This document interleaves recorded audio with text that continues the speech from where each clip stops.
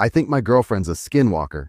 Eyes on the road, Max. Abby teased. You're gonna crash. I barely dodged a car speeding towards us as I re-entered our lane.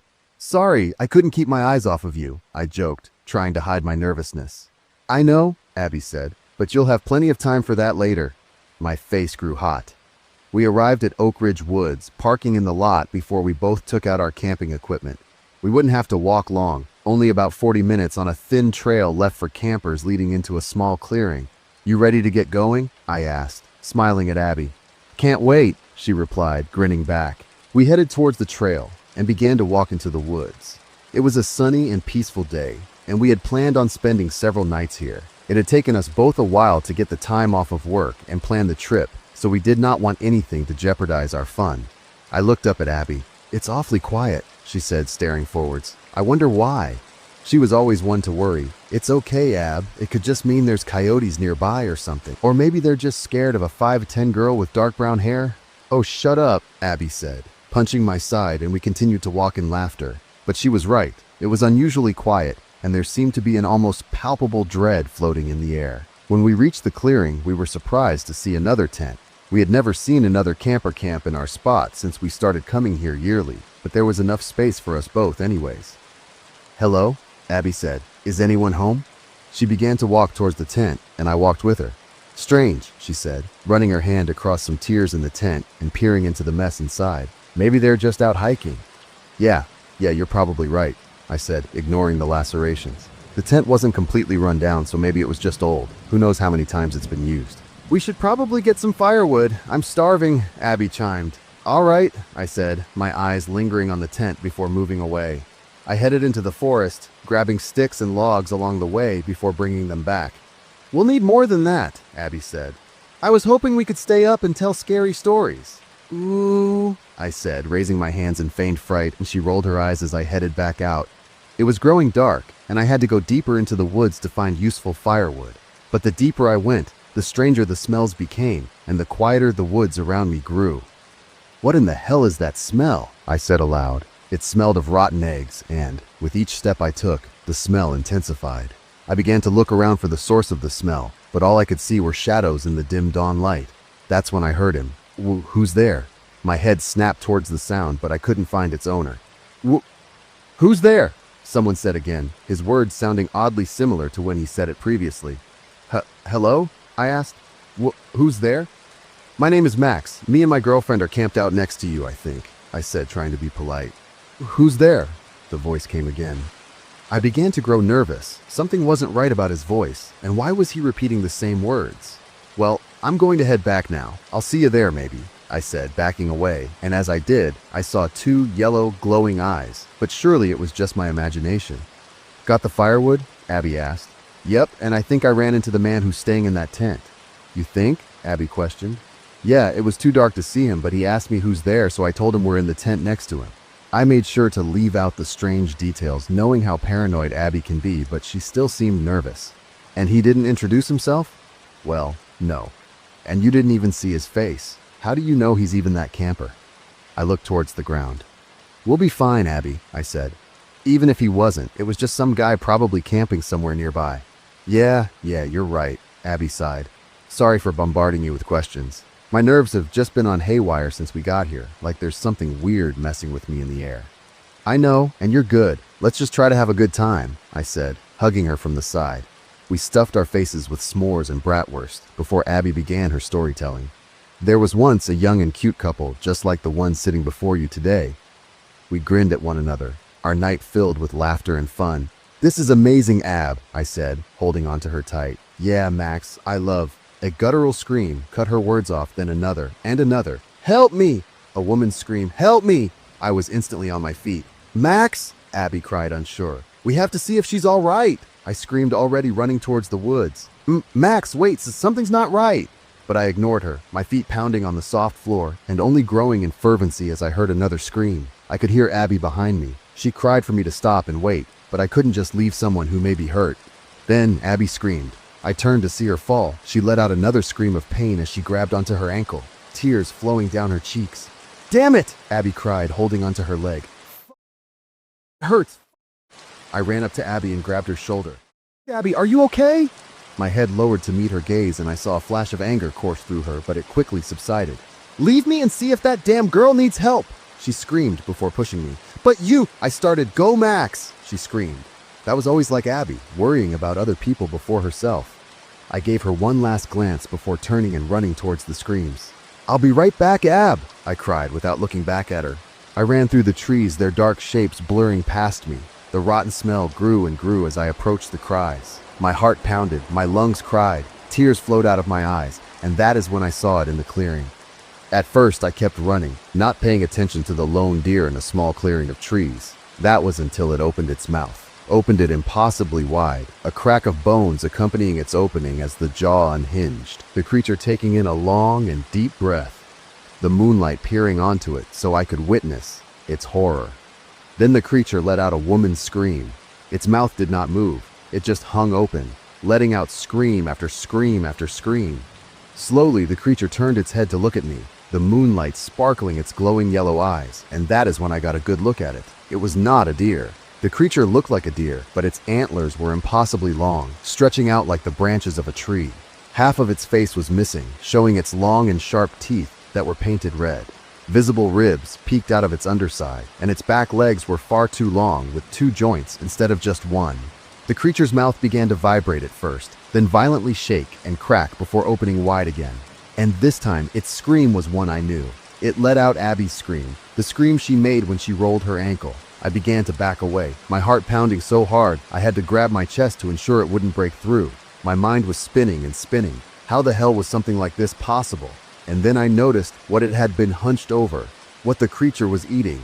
Tears flowed down my face as I stared in horror at the woman the creature had been eating, her throat bloodied and stomach cut open, her eyes facing towards me as if staring at me in terror. I began to cry, my whole body shaking, the fear unbearable as the creature's mouth began to shake again before it let out its next words. "Who's there?" it said. I needed to run. I needed to leave. Who's there?" My legs wouldn't move. They were clamped tightly together. "Move, please." Then the creature began to rise onto its 2 legs. Slowly, it stood tall, then taller and taller until it was over 7 feet tall. My legs trembled, but would not run. My heart began to slow, begging to stop. I did not breathe. I did not take my eyes off the thing. Its mouth cracked open. "I'll be right back, Ab," it said in my voice. I crashed through the woods, flying past the trees even faster than before. The creature let out a scream, the woman's scream. My feet and chest burned as I ran back towards Abby, praying that she would be safe. What if there was another creature? What if it was trying to separate us? I had no time to think. My feet pounded harder and harder until I reached the breaking of the trees. I ran to our tent and flung the door open. Abby sat there wide-eyed and holding onto her hurt leg. "God damn, you scared me, Max," Abby started. "We're leaving, now!" I screamed. "What?" "We have to leave, Ab. Pack up." "Don't even pack anything, we have to go now." Okay, Max, but you'll have to—" I heard a scream outside the tent, a scream that was getting closer. "Let's go!" I cried. "Max, The creature let out another scream, and I began to exit the tent, Abby right behind me. "Go, Max!" she screamed, and I took off towards the car. I sprinted out of the tent, not daring to even look around for the creature. I could hear Abby running behind me. "Go!" Abby screamed behind me. My heart was racing. My breath was shallow. Just to the car. We just had to make it to the car. "Go!" Abby screamed. "Go!" Abby screamed. "Go!" That is when it clicked. Abby couldn't be behind me. Abby couldn't run. She had hurt her ankle, hurt it when I was chasing after that woman. And she had said, "Go, Max." The thing behind me was not Abby. Abby was still at the tent. I halted my run and spun around, my face full of despair after being fooled, tears welling in my eyes. I did not care if the creature killed me. I did not care what it would do. I needed to get back to Abby. A long arm emitted from the darkness, then another. The creature was crawling towards me, but it was not the same one I had seen before. There was more than one. It was much smaller, and its head was tilted to the side, staring up at me with its glowing yellow eyes. Its mouth cracked open, this one looking much more human, and it began to let out a laugh. I ran past it and did not hear its footsteps behind me. I continued to run back towards the clearing, back towards Abby, dreading what I might see.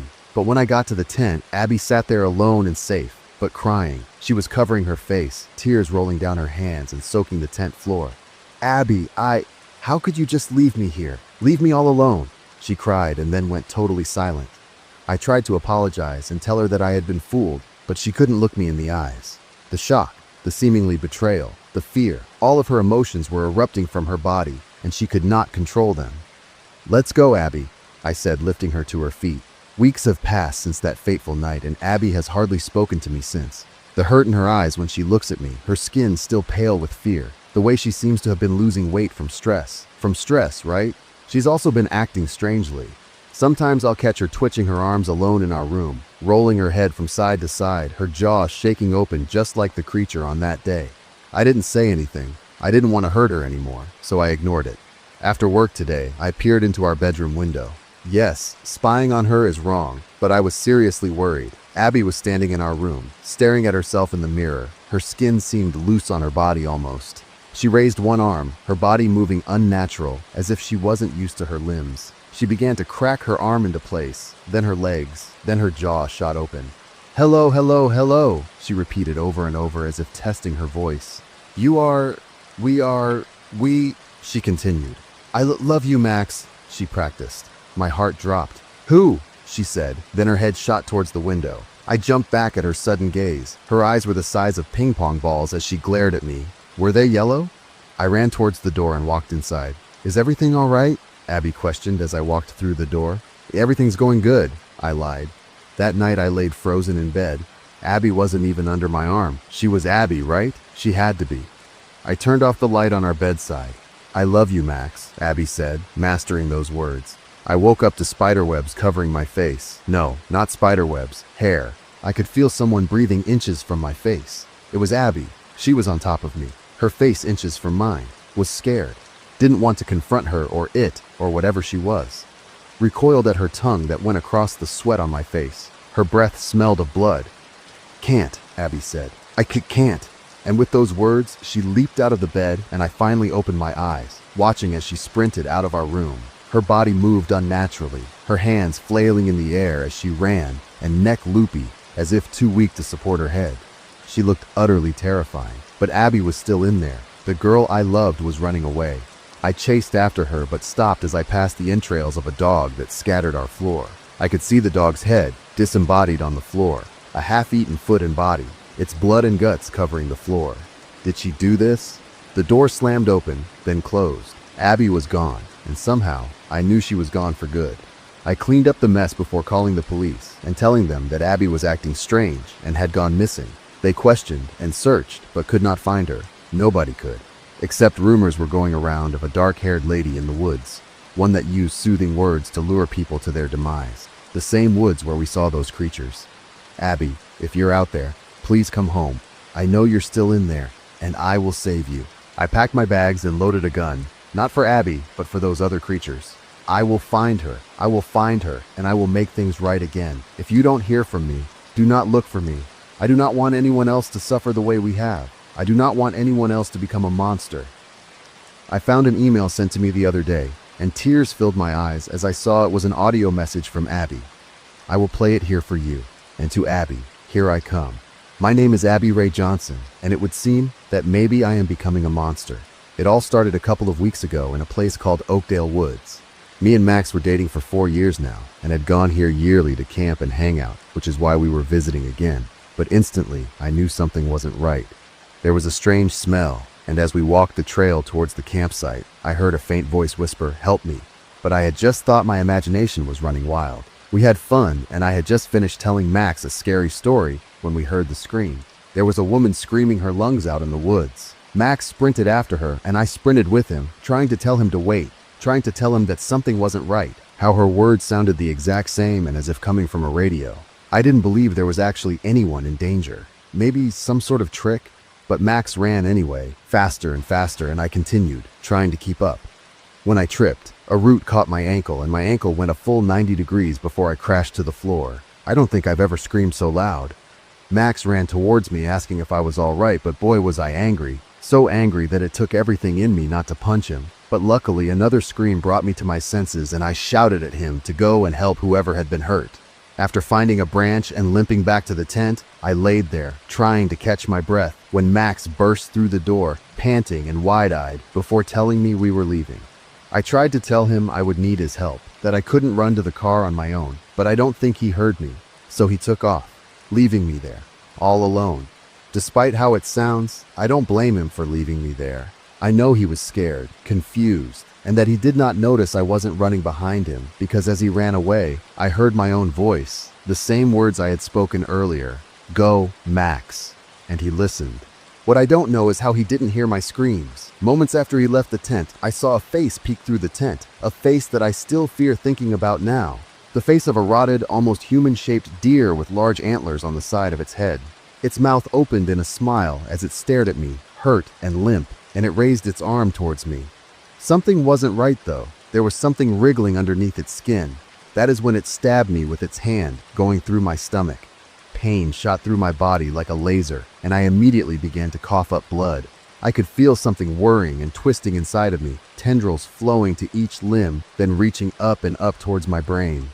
It was strange. Although I felt the immense pain, I didn't feel like I was dying. I felt calm as the organism reached up towards my brain and began to latch itself onto it.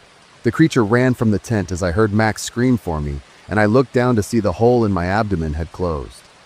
"Strange," I muttered, before Max barged into the tent, and tears of shock and anguish finally began to roll down my face. I could tell things were different when we got home. Even I knew I was acting strangely. It was as if I was just a spectator, watching my body as it practiced human words, watching as it cracked our bones in a human shape, watching its skin grow droopy until it ate. I watched it. I watched it hunt down squirrels and stray cats. I even watched as it grabbed my neighbor's dog, a medium-sized poodle that trusted me with all its heart. It licked my face as I brought it to our house. It was happy, so trusting even as I raised my hands towards its neck.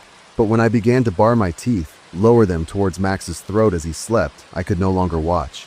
It took all my strength, but instead of biting down on his neck, I licked at his face. "Can't," I muttered. "I can't." I could not hurt my love, and when he woke up, and the thought of him seeing me standing over him made me feel ashamed. So very, very ashamed of what I had become. The shame was overpowering. I could do nothing but run. I am at an internet cafe now, and I am recording this on my phone. Max has called me dozens of times, but I will not pick up. I tried to stab myself with a knife, but I am no longer in control of my body. The knife stopped inches from my throat. I need to go back there. I need to hide in those woods and find answers so maybe I can reverse what I've become. But most of all, I need to hide so that I do not hurt anyone or anything anymore. My dearest Max, if you or anyone sees me in Oakridge Woods, please, I am begging you, shoot me. I am no longer in control. The thing patrolling in my body is no longer Abby. It is a vicious demon that only exists to hunt, torment, and kill. Please kill me before I harm anyone else. It is the only way that I will be able to rest in peace. Please, please, click. Well, that was pretty much it. I hope you liked the story till then. Bye-bye.